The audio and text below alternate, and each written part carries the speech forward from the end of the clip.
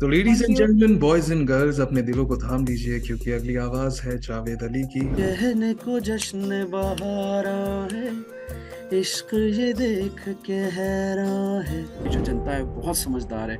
आप उसको फूल नहीं बना सकते। आप उसको वो उसको पता है कि कौन अच्छा है कौन बुरा।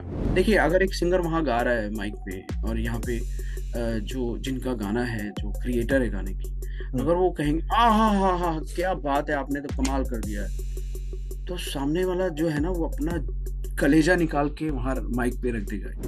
कुछ सिंगर्स आपके फैमिली के भी आते हैं, आपके पहचान के भी आते हैं, तो वो उनके फैमिली से भी कभी कभी ना आपको फोर्स आता है कि ना आप थोड़ा सा उसको एनकरेज करें और अ, उसको थोड़ा सा ना पुश करें।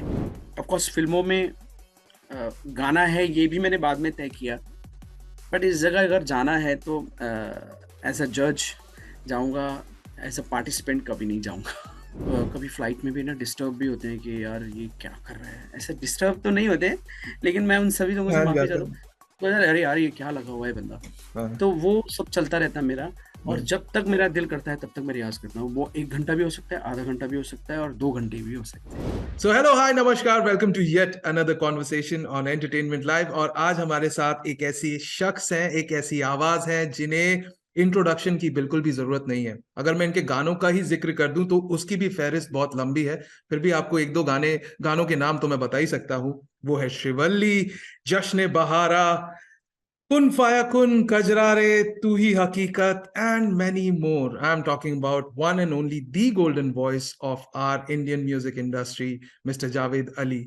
Hello Javed ji, welcome to entertainment live. Thank you very much sir, thanks for the warm welcome, thank you very much. So Javed sir, straight of the bat, big golden voice, big FM का ये जो एक contest चल रहा है, big golden voice 8th season, इसका जब format हमें पता चला तो मैं काफी एक्साइटेड भी था और इंट्रीग्ड भी था, क्योंकि ये बाकी रियलिटी शोज या सिंगिंग कॉम्पिटिशन्स जैसा होकर भी नहीं है। वो क्या क्या चीजें जो इसमें डिफरेंट है? सर सबसे पहली बात तो big FM big golden voice season 8 का जो थीम है वो ही सबसे बड़ी चीज है। उसका नाम है इस बार मोबाइल बना माइक। तो आप समझ ही गए होंगे कि मोबाइल पे कितना इजी हो गया है पूरी दुनिया से कनेक्ट करना। हमें पेंडेमिक में भी पता चल गया, कोविड के दौरान भी पता चल गया कि ना कितना इजी हो गया। तो जाहिर सी बात है, जो लोग लाइंस में नहीं लगना चाहते, जो लोग है ना घर पे बैठे अपने टैलेंट को एक्सप्लोर करना चाहते हैं, उनके लिए तो ये बहुत ही एक कहते हैं ना एक सुनहरा मौका है। तो वो इस शो के जरिए और इस थीम के जरिए, इस शो जिसका नाम है big FM big golden voice season 8 और जिसका थीम है इस बार मोबाइल बना माइक, तो मोबाइल के जरिए इतनी सारी एंट्रीज आई कि हमें मुश्किल हो गया कि किसको हम आगे पहुंचाएं, किसको आगे भेजें, किसको ना भेजें। तो मतलब अनगिनत हमारे पास एंट्रीज आई, बट उसमें सिलेक्ट करना बड़ा मुश्किल था। और बट बहुत ही ये कमाल की जर्नी रही है। इसमें हमें बहुत ही डिफरेंट डिफरेंट स्टाइल की आवाज़ें सुनने को मिली। और सबसे खास बात यह है कि क्योंकि विजुअली आप इसको देख नहीं सकते, लेकिन तो सबसे ज़्यादा आपका जो ध्यान रहेगा वो टैलेंट पे रहेगा, आवाज़ पे रहेगा, परफॉर्मेंस पे रहेगा। तो ये एक बहुत ही चैलेंजिंग जॉब है और उसमें आपको ऐसे बंदे को आगे पहुंचाना है कि जो डिजर्विंग हो। तो बहुत ही चैलेंजिंग था, लेकिन बड़ी मजा आया और थ्रू आउट द जर्नी हमने बहुत एंजॉय किया।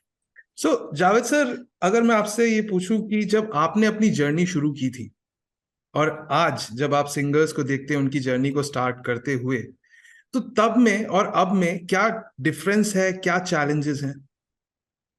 सर बहुत ही फर्क है। सर एक एक्चुअली मैं कहना चाहता हूँ कि अपना अपना एक नज़रिया है, अपना अपना एक सोच है। मैं जब छोटा था तो सारेगामापा शुरू हुआ था। सारेगामापा तभी तभी मेरी मुस्ताश भी नहीं आई थी, शेव भी नहीं आई थी, तो मैं बहुत ही एकदम कच्चा था एकदम। तो मुझे लोग कहा करते थे कि जावेद, आपको भी जाना चाहिए, पार्टिसिपेट करना चाहिए, इतना अच्छा प्लेटफॉर्म है, इतने बड़े बड़े दिग्गज जजेस हैं। बट कहीं ना कहीं इस मेरे जहन में एक ही बात थी कि मुझे ऑफ कोर्स फिल्मों में गाना है ये भी मैंने बाद में तय किया, बट इस जगह अगर जाना है तो एज अ जज जाऊंगा, एज अ पार्टिसिपेंट कभी नहीं जाऊंगा। ये आपने मेरा सोचा था? अपना नजरिया था। इसको आप कोई गुरूर नहीं कह सकते, आप इसको ना एक कहते हैं ना, एक एरोगेंट आदमी है, बड़ा यार, बड़ा बेबाक आदमी, बट ये मेरे अंदर की एक फीलिंग थी, एक नजरिया था। जी। बट हर इंसान के साथ ये लागू होगा ये जरूरी नहीं है। लेकिन बस मैं लगा रहा, और कहते हैं ना कि आप जब सच्चे दिल से किसी चीज के पीछे लगे रहते हैं तो पूरी कायनात उसको आपके साथ जोड़ देती है, उसमें शामिल हो जाती है। तो वही मेरे साथ में हुआ, और ऐसा ज़रूरी नहीं कि हर इंसान के साथ में हो, लेकिन मेरे साथ तो हुआ। लेकिन बस देखिए, आज एक बहुत अच्छा फीलिंग होता है कि जब एज़ अ जज आप किसी को एक जज करते हो, किसी टैलेंट को जज करते हो, तो बहुत अच्छा फीलिंग होता है। और मैं अपने आप को बहुत ही पोलाइट और बहुत ही ये रखने की कोशिश करता हूँ, जो कि बहुत मज़ा आता है लोगों को। सर, एज अ जज, मतलब देखिए, एज अ व्यूअर हमारे पर्सनल बायसेस कई बार हमारे साथ जुड़े होते हैं, मे बी हुँ, हुँ। वो सिंगर मेरे स्टेट से है, या मे बी वो जो गाने या जो जॉनरा पकड़ के वो जो गा रहा है वो मे बी हुँ, मेरा फेवरेट, तो कई सारे पर्सनल बायसेस आ जाते हैं। बट जब हुँ, आप हुँ। जज की कुर्सी पर बैठते हो तो आप अपने आप को डिटैच कैसे करते हो? क्योंकि आपके भी फेवरेट्स होंगे, आई एम श्योर, सिंगर्स या गाने, या जो घराना होता है जैसा क्लासिकल सिंगिंग में। तो ऐसे में हुँ, हुँ, हुँ। अपने प्रेजुडिसेस, अपने बायसेस को आप कैसे अलग करते हो, कैसे डिटैच करते हो? What's the process? How do you sir, जज? ये बहुत अच्छा सवाल किया आपने, क्योंकि ऐसा होता है कई बार कि जब कोई रियलिटी शो मैं जज करता रहता हूँ, तो कई बार ऐसे होते हैं कि आपके कुछ सिंगर्स आपके फैमिली के भी आते हैं, आपके पहचान के भी आते हैं, तो वो उनकी फैमिली से भी कभी-कभी ना आपको फ़ोर्स आता है कि ना आप थोड़ा-सा उसको एनकरेज करें, और उसको थोड़ा-सा ना पुश करें। एक होता है ना, जी। एक वसीला लगाते हैं कि भई कुछ और आगे हमारा बंदा है। पर मैं उस चीज़ को थोड़ा-सा ना अ, जहाँ तक मेरी पॉसिबिलिटी होती है, मैं उसको उसको करने की कोशिश करता हूँ। बट ऐसा नहीं करता कभी भी कि नहीं, ये तो मेरे हमारे अपना है जी, इसको आगे बढ़ाया। ऐसा कभी मैंने किया नहीं है। जो जेन्युइन होता है, जो अच्छा होता है, जो टैलेंटेड होता है, उसी को एनकरेज करते हैं। बट ये है कि कभी-कभी थोड़ा-सा एक मौका भी दिया जाता है। एक आर्टिस्ट को नया रहता है, कभी मैं भी नया था, तो न थोड़ी झिझक रहती है, थोड़ी-सी एक वो रहती है, तो वो उसको थोड़ा-सा अगर आप पुश करते हैं, तो मुझे लगता है कोई खराबी नहीं है, हम्म। और वो निखर के आती है चीज़। तो ज़ाहिर-सी बात है, मैंने कई बार ऐसा किया है, बट जेन्युइनली मैं जो डिज़र्विंग होता है, मैं उसके बारे में बात करता हूँ। आपने देखा होगा रियलिटी शोज़ में भी मैं हमेशा से जो अच्छा गाता है, जो अच्छा करता है, उसको बेबाक होके, बेखौफ होके मैं उसको एनकरेज करता हूँ। और आई थिंक वो लोग समझते हैं, लोगों को बहुत दिमाग है, हमारी जो जनता है बहुत समझदार है। आप उसको फूल नहीं बना सकते, आप उसको वो उसको पता है कि कौन अच्छा है, कौन बुरा। अगर हम्म। आप उसको कवर अप करने की भी कोशिश कर रहे हैं, तो ज़ाहिर-सी बात है। तो मैं इस चीज़ का ख़्याल रखता हूँ, जो अच्छा है, जो डिज़र्विंग है, उसको आगे बढ़ाऊँ, और कोई इधर-उधर मैं देखता नहीं। So nice. अच्छा, इफ गिवन अ चांस, आप इतने सालों से अब इंडियन म्यूजिक इंडस्ट्री का हिस्सा हैं, ग्लोबल म्यूजिक इंडस्ट्री का हिस्सा हैं, तो इफ गिवन अ चांस, वो क्या चेंजेस हैं जो आप म्यूजिक इंडस्ट्री में देखना चाहेंगे, या खुद इनिशिएट करना चाहेंगे, या कर रहे हैं? अ, म्यूज़िक इंडस्ट्री का तो मुझे पता नहीं, लेकिन अगर इंडिविजुअली अगर अब देखा जाए, तो अ, मैं चाहूँगा कि एक जो आर्टिस्ट है, एक जो सिंगर है, एक जो परफ़ॉर्मर है, वो अ, हर इंसान को एक डिफरेंट टैलेंट से ऊपर वाले ने नवाज़ा है। तो मुझे लगता है कि अ, मैं चाहूँगा कि हर इंसान अपनी इंडिविजुअलिटी मेंटेन करे, जी। और उसको उसके साथ ही आगे बढ़े, और अ अ, उसको ही आगे लेकर चले, ये मैं चाहूँगा। और दूसरी बात ये है कि जैसे जो सिंगर है अगर वो गा रहा है अ, तो उसको खूब एनकरेज किया जाए, उसको बहुत बकअप किया जाए और उसमें तो और उसका जो जो गाना है, जो काम है वो और निखर के आता है। ये सारी चीज़ मैं चाहूँगा कि ऑफ़ कोर्स है अभी भी, लेकिन हम्म। अगर और होगा तो और भी ज़्यादा मज़ा आता है। तो एनकरेजमेंट की कहीं ना कहीं थोड़ी सी कमी लगती है। नहीं, नहीं, कमी नहीं है, कमी नहीं है, मैं ये नहीं हम्म। कह रहा हूँ मैं। हम्म। देखिए, अगर एक सिंगर वहाँ गा रहा है माइक पे और यहाँ पे जो जिनका गाना है, जो क्रिएटर है गाने की, अगर हम्म। वो कहेंगे, आहाहाहा! क्या बात है, आपने तो कमाल कर दिया है। तो सामने वाला जो है ना वो अपना कलेजा निकाल के वहाँ माइक पे रख देगा। इतना ऐसा मैं मानता हूँ। जी। अ, तो वहाँ पे क्योंकि जो गाता रहता है बंदा, उसको ये पता नहीं होता है यहाँ क्या चल रहा है। हम्म। तो अगर है ना वो चीज़ अगर और ऐसे सब में नहीं, कई लोगों में है, तो वो अगर आएगी तो और ज़्यादा मज़ा आएगा। बिल्कुल। कुछ अगर लोगों में जो कुछ हाँ। नए कंपोज़र्स होते हैं, मैं जो एस्टेब्लिश्ड जो बड़े कंपोज़र उनकी बात नहीं कर रहा हूँ। जी। तो मैं हमेशा कहता रहता हूँ जो नए कंपोज़र्स होते हैं जिनके साथ मैं गाना गाता हूँ, "अरे हम्म। सर थोड़ा-सा स्माइल कीजिए, मुझे और मज़ा आएगा, मैं और अच्छे से करूँगा, आप प्लीज़ थोड़ा-सा स्माइल कीजिए।" तो वो फिर कई लोगों का स्टाइल होता है वो अपने आप को थोड़ा-सा रिज़र्व रखते हैं, तो ना वो चीज़ मैं चाहूँगा कि कहूँ कि ना सर थोड़ा-सा स्माइल कीजिए, हमें अच्छा लगेगा और आप हम्म। एन्जॉय कर रहे हैं।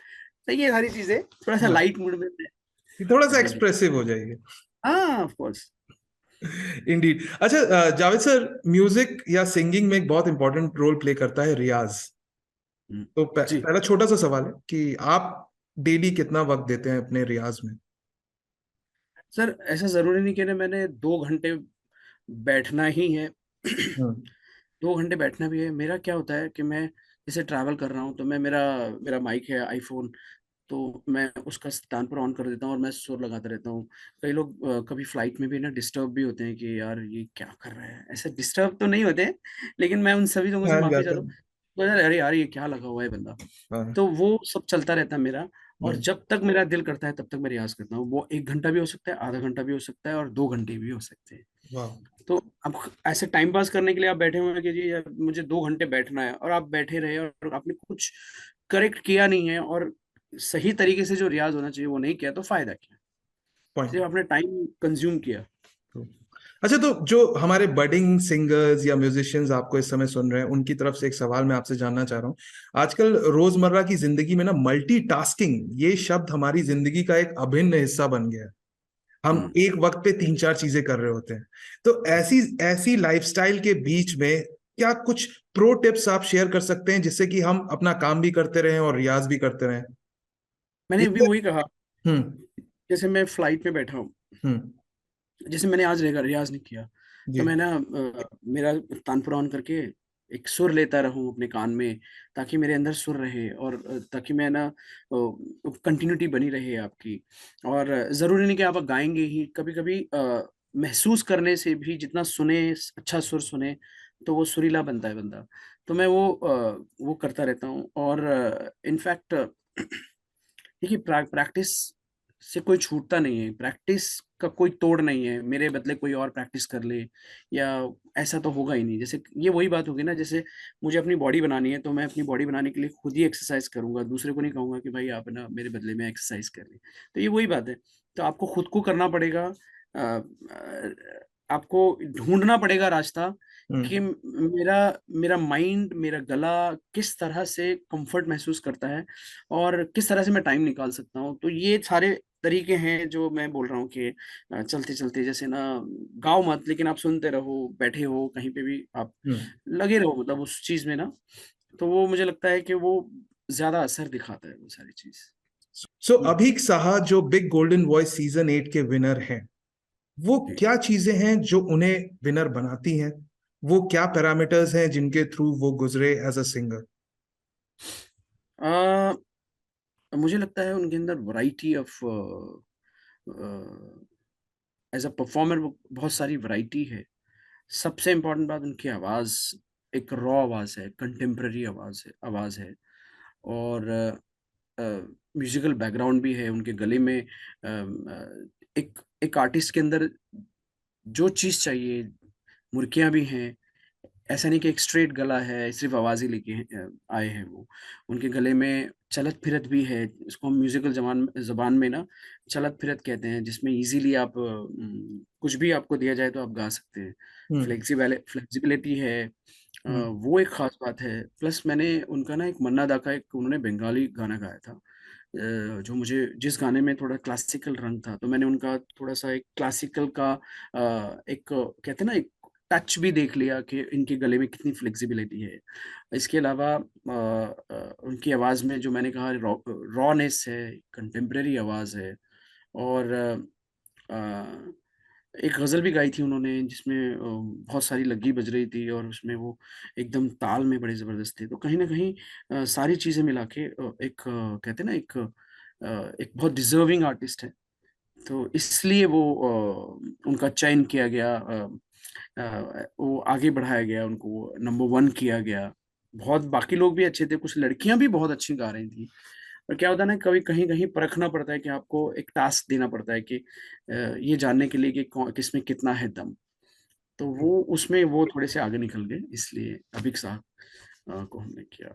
सो एंड ऑफ बिग तो, कोर्स हाँ, बिग गोल्डन वॉइस का यही मोटिव है कि जो डिज़र्विंग हो वो आगे जाए। बिल्कुल। Big FM, big golden voice season 8 का यही मोटिव है और ज़ाहिर-सी बात है, हम्म। उसको हमने अचीव किया। Indeed, and big congratulations to Abhik on winning the big Golden Voice Season 8. काफी बिग बातें हो रही है। इंटरव्यू को हम रैप अप करेंगे, कुछ एक दो सवाल बचे हैं। एक्साइटेड मैं बहुत हूँ आपसे मिलके, आपसे बात करके, और हम कुछ गुनगुनाएंगे भी, ये मैं श्रोताओं को वादा करता हूँ, क्योंकि सर आप हो और आपसे हम कुछ सुने ना, ऐसा हो नहीं सकता। लेकिन उस पार्ट में जाने से पहले, as a listener, as a ardent follower of Indian music scene and the global music scene, मैं genuinely जानना चाहता हूँ, क्या कोई भी सिंगर बन सकता है? Can anybody sing? सर नहीं बन सकता, हर इंसान सिंगर नहीं बन सकता, क्योंकि ये एक ऐसा टैलेंट है, जो कुदरत अपने हाथों से दे के भेजती है। अ, एक रॉ इंसान को बोलो कि वो सिंगर बन जाएगा, नहीं बन सकता। ये एक कुदरती एक गिफ्ट होती है, गॉड गिफ्ट होती है जो एक ख़ास इंसान के अंदर वो दे के भेजता है। और कुछ चीज़ें होती हैं कि जो आप प्रैक्टिस से अचीव कर सकते हैं, जी। पर जो आवाज़ है, जो टैलेंट है, वो तो ऊपर वाला ही दे के भेजता है। बोले तो रिदम की समझ, सुर और रिदम की समझ हो। सुर सुर हर इंसान के अंदर नहीं आ सकता। मैंने ऐसे बहुत सारे लोग देखे हैं कि जो जिनकी आवाज़ अच्छी है, लेकिन आप सुर लगाने के लिए बोलो तो वो सुर में नहीं गा सकेंगे। राइट। तो ज़ाहिर-सी बात है, हम टेक्निकली एडवांस हो चुके हैं, सुर में किया जा सकता है, जी। बट सिंगर जिसको कहेंगे कि भई ये सिंगर है, हम्म। टेक्निकली आप है ना एक बेसुरे आदमी को भी सुर में कर सकते हैं। हाँ। लेकिन लेकिन एक जब आप सिंगर की बात करेंगे कि ये हम्म। सिंगर है, तो वो तो सुर में ही गाना चाहिए ना उसको तो। हम्म। अगर बिना टेक्नोलॉजी के भी गा रहा है, तो वो हर इंसान नहीं हो सकता है, वो जिसको दे के भेजा है वही बनेगा। आप, तो मालिक की एक जी। कृपा रहती है जिसको दिया है, जी। तो तो हम लोग को जावेद बस सर, ये करना चाहिए। बनी रहे कृपा। जावेद सर, आप इतने सालों से, और आप एक ट्रेन्ड सिंगर हो, आपने तालीम हासिल की है इसकी। ऐसे में जब आप देखते हो, आजकल हम देख रहे हैं कि ट्रैप म्यूजिक का दौर आ गया है, ऑटो हुँ, ट्यून हुँ। का दौर आ गया है, और जो बात आपने बहुत अच्छी मेंशन की कि मशीन का यूज करके, सॉफ्टवेयर्स का यूज करके वॉइस को सुर में बिठा देना, टेक्नो कर देना, डिफरेंट चीजें, मतलब एक्सपेरिमेंटेशन चल रहा है। तो क्या ये आपको बॉदर करता है एज अ ट्रेन्ड म्यूजिशियन, ये दौर जहां पे अनट्रेन्ड सिंगर्स या वो जो सुर में नहीं है, वो मशीन का या टेक्नोलॉजी का यूज करके, they are trying to sound like सुरीला? नहीं, बिकॉज़ है ना आज का जो दौर है वो साउंड का दौर है। ये तो मैं इंडिविजुअली बात कर रहा हूँ कि ना एक अपने लिए हर आदमी सुरीला होना चाहिए। बट है ना अगर टोटैलिटी की बात देखें तो उसमें टेक्नोलॉजी का बहुत बड़ा हिस्सा है ऑफ कोर्स म्यूज़िक में भी, क्योंकि काफ़ी चीज़ें पॉसिबल नहीं थी पहले जो अब पॉसिबल हैं। जैसे पहले सबको साथ में रिकॉर्ड करना होता था। अभी कोई भी बंदा आके अपना काम करके अपने वक़्त के हिसाब से जा सकता है। तो इसका बहुत बड़ा एडवांटेज है और टेक्नोलॉजी की जहाँ तक बात किया की जाए तो उसका बहुत बड़ा इसको आप है ना डिनाई नहीं कर सकते। उसका भी बहुत बड़ा रोल है। लेकिन मैं तो इंडिविजुअलिटी अगर हर एक इंसान अपने आप से पूछे कि मैं अगर मैं मुझे बिना टेक्नोलॉजी के गाया जाए तो मैं करेक्ट गा सकूंगा, तो अपनी संतुष्टि के लिए उसको करना चाहिए हर इंसान को। हम्म, बाकी मुझे लगता है कि बिना टेक्नोलॉजी के आज का म्यूजिक पॉसिबल नहीं है, इसलिए क्योंकि सारे जो इंस्ट्रूमेंट्स हैं जी। वो भी 440 बजते हैं। गिटार बोलिए आप, या कोई भी और भी nylon guitar, western guitar, bass guitar, या फिर कोई भी जो इलेक्ट्रॉनिक है वो सब 440 बजते हैं। तो ह्यूमन के लिए बहुत मुश्किल है कि उसको 440 टच करना। तो कभी ना कभी थोड़ा बहुत इधर उधर जो होता है उसको सही किया जा सकता है, लेकिन बहुत ज्यादा इधर उधर नहीं होना चाहिए, जब बेसुरा नहीं होना चाहिए। तो ये एक एडवांटेज है टेक्नोलॉजी का। लेकिन अगर आपको गाने का स्टेज पे आप गा रहे हैं तो उसमें सुर में होना चाहिए। तो ladies thank and you. Gentleman, boys and girls, अपने दिलों को थाम लीजिए, क्योंकि अगली आवाज है जावेद अली की। और जैसा मैंने आप सभी से वादा किया था कि हम उन्हें बिना गाए तो जाने नहीं देंगे। जावेद साहब, आपका एक गाना श्रीवल्ली और एक जश्न बहारा, मैं बहुत कंफ्यूज हूं कि मैं इन दोनों में से कौन सा आपसे कहूं कि प्लीज आप गुनगुना दें। तो सर, अब आप पर ही ठीक है, है मैं कि एक काम करता हूँ, मैं जश्न बहारा गाता हूँ, बिकॉज श्रीवल्ली तो बहुत सुना है लोगों ने। चलिए। हम्म, तरररररर, कहने को जश्न बहारा है, इश्क ये देख के हैरान है, फूल से खुशबू खफा खफा है गुलशन में, छुपा है कोई रंज फिजा की चिलमन में।